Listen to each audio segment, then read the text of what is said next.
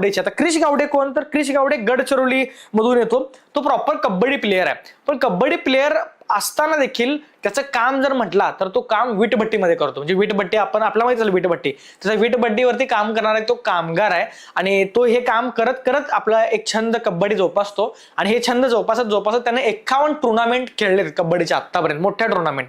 त्याचबरोबर त्याच्याकडे पैसे नाही आहेत किंवा तिथं जिम नाही आहे, जिम मध्ये जायला त्याकडे पैसे नाहीत, म्हणून त्या पठ्ठ्यानं त्या वीटभट्टीमध्ये काम करता करता त्या दगडांची त्याने जिम बनवली.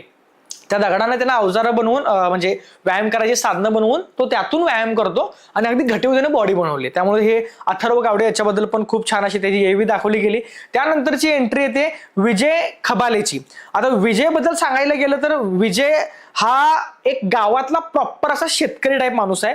कारण तो त्याच्याबद्दल एक भारी गोष्ट अशी वाटली की त्याचा जन्म आमोशाचा आहे. आता का आमोशाचा आहे, जेव्हा विजयला पोहायचा आवड होता आणि तो पोहायला उडी वेगवेगळ्या पद्धतीने उलटी उडी सरळ उडी सगळं मारायचा, तेव्हा उलटी उडी मारताना त्याला लोखंडी जो बार असतो तो त्याच्या डोक्यामध्ये लागला. त्याला टाके पडले, 2 टाके पडले. पण ते टाके काढताना तो डॉक्टरांच्याकडे गेला आणि त्या टाक्यामध्ये पाणी झालं, पस झालं आणि तो अक्षरशः हाताने त्याच्या टाके उपसून काढला. तो असा आहे म्हणून ते सांगण्यात आलं की बाबा त्याचा जन्म आमोशाचा, त्याला काही दुखत नाही, त्याला काही त्रास होत नाही आणि अगदी असा एकदम हटके तो असा एक शेतकरी आहे.